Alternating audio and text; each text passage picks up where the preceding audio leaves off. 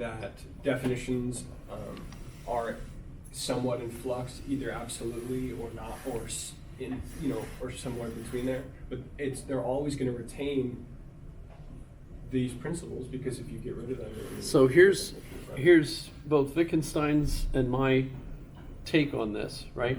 For Wittgenstein, what we end up then with is what he called language games.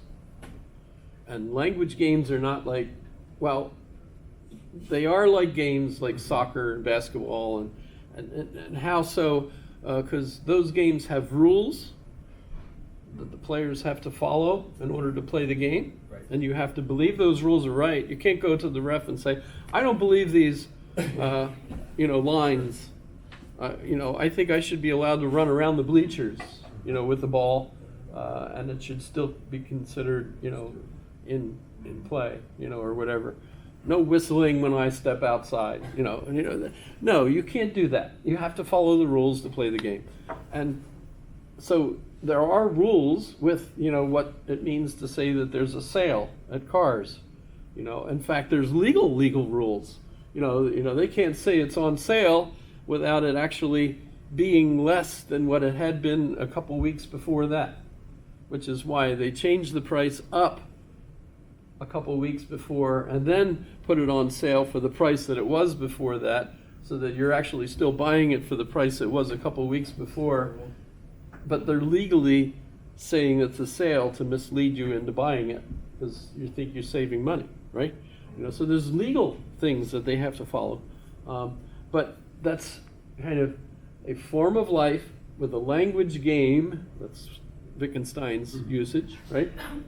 That enables you to be a fluent speaker of that environment.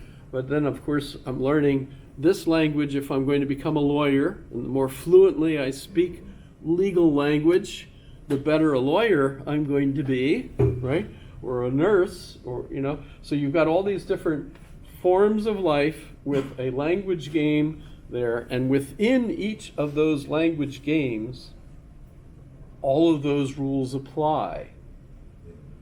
What happens is when you move from one language game to another, we can do this because we're fluent speakers of multiple language games, all the ones that you're used to. You can move from one to the other, and as soon as you do, you automatically pop into the language of that particular form of life. You're a fluent speaker of all of them, right? Or you're learning, and so on, right? With each language game, though, all of those rules still apply. And the meaning has to maintain, at least over time, until there's reasons to change it. Atom means uncuttable. Obviously, a long time ago, they figured out a way to cut the atom. And we haven't changed the word atom. So that's an example of where the meaning ought to have been changed. And instead of calling it atom, we should have called it polytom. Or I don't know what they could have called it, but called it something else. Yeah, maybe it's not true that every word ought to be considered the same either. Like maybe some words are more fixed to their meaning and some aren't. And I don't know how you would determine that, but it seems I'd look at it like that's this, like where he's talking about, when we look at organic versus mechanistic, one, it's not that either is right or wrong, it's that one is right in the right place and one is right in the other place. It's a model is only as good as when you use it and what you use it for, right? Like, but aren't they in same thing we contradiction? talked about with the hammer, right? But thinking of it that way, you use different models for different arenas, and that's what we're talking about when we talk about playing a game. You step into a different arena, the rules change a little bit. The words and the vernacular are still the same, but they haven't changed meaning. That's interesting. Yeah. My response to the homework assignment is the same thing. The business language compared to the military language is an example, right? I can have a conversation with one of my fellow sergeants right in front of you, and you won't know what the hell I'm talking about, but we're speaking the exact same language. In that arena, we have a language for how we discuss the things that are common to us. Whereas in your cars, you have a language for describing those concepts that are familiar to you, the buyer, and then the seller. It's an arena. What we do constantly, and I think that's why the logic drives me nuts, is it's so stuck on predicate and subject. And it doesn't understand that the relationship between predicate and subject is of itself a separate variable. And that relationship is interesting. context, it's the arena. And I think about this a lot, that's why I run it. It also kind of seems like maybe you're not adopting a full different system in a different context, but maybe it's like a changing mold, or maybe you're like molding. It's like a Hence blend organic. between a That's what an mechanic, organic mechanistic system and is. an You adapt organic. as it changes. Yeah.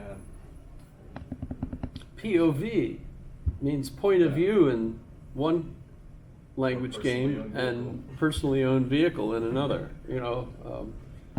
yeah. But in that's- both instances, they mean that. Right. So they're It's just retaining depends on- Yes, identity, they're yes, retaining all yes. of these Depends on the principles. Yes. context. Okay, If I'm discussing a piece of art with you and I say something about a POV, you're immediately gonna think, well, the point of perspective, Yeah, right. is right Sure. in here. But I was asking you about your car. Mhm. But Without it's that still context, without yeah. that relationship, Mhm. you have no idea what I'm talking about. But it's still retaining those principles. Right. and I would argue I'm not that, saying they don't matter, I'm that saying the there's no categorical way of reasoning Mhm. is maintained through all of them.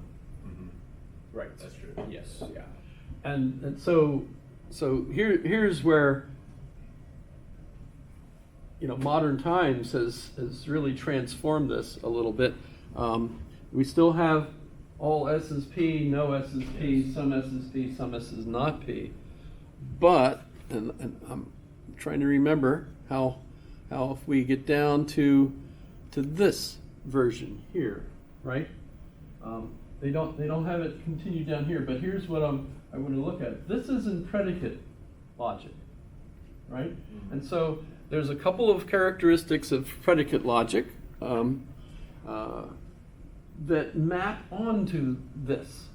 So notice we've got every S is P, right? That's your A statement, right? Notice we're going to now have this symbol here, and notice these two are the same and these two are the same. These are called quantifiers. Quantifiers. And quantifier, of course, means how many.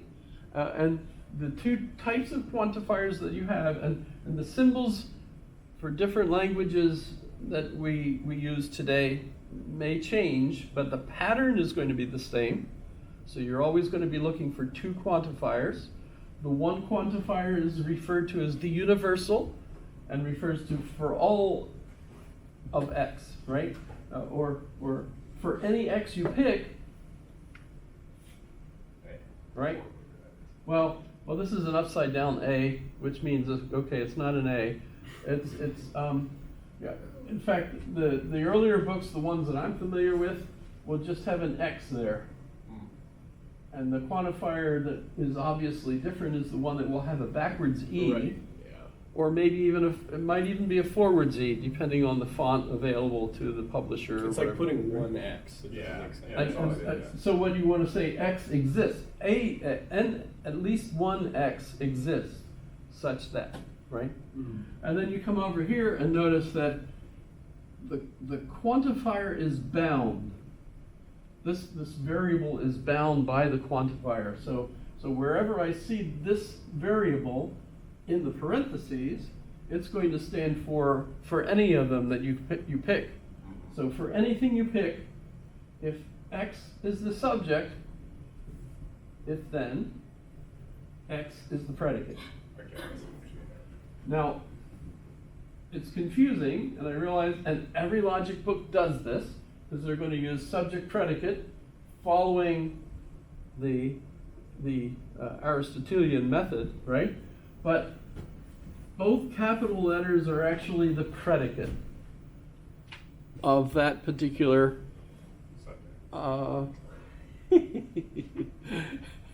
Yeah, that would make it even more confusing, wouldn't it? But so a set of things, So the predicate is the activity. Because remember, we don't have objects anymore that exist. Instead, what we have is activities. And so if you're behaving as this subject, then you're behaving as this subject, or predicate, right? I should have said predicate in that case. So for anything you pick, if X is S, then X is P, right? And so that would be, all men are mortal, right? Or anything of that sort, any A statement, right? That's your model for any A statement. Notice that you've got an interesting model now for a no statement. You still have for anything you pick. If X is S, then it's not the case that X is P, right? So that's no S or P, right? When we come down here, there exists at least one X that is both S and P. I guess I see what you're saying, and this is supposed to describe a relationship, but I feel like the parentheses themselves best describe a relationship in context. There's no need for the XS. The parentheses themselves could be defined as this arena or that arena. This is a grammatical thing. Yeah, no, I get it. It's just If you it's take away the not parentheses, necessarily confusing. only the first thing that follows the quantifier It's like is a bound What I guess I'm saying by is that the quantifier. relationship between subject X and or SX to PX in parentheses. The in parentheses is the concept. There's no need to really put a variable on the outside. All you're doing is putting a letter there to define said concept. But it is I'm splitting hairs. But it's also the relationship between whatever's on the outside of the parentheses Right. and what's within it. But that's that concept. That's what I'm saying. That's the relationship. Are you guys all enjoying this? Or, you know, you can all say stuff too if you want. That's up to you. You know, that's kind of what class happened. It's just Charlie and I running our mouths. Actually, no. this is- However, I have to finish the last one, or I'll feel like, you know, logicus interruptus. So there exists at least one X such that X is S, and it's not the case that X is P. So that's some S is not P. Okay. So now let me take you on an interesting explore. Feels like we're in the 100-acre wood. And I've got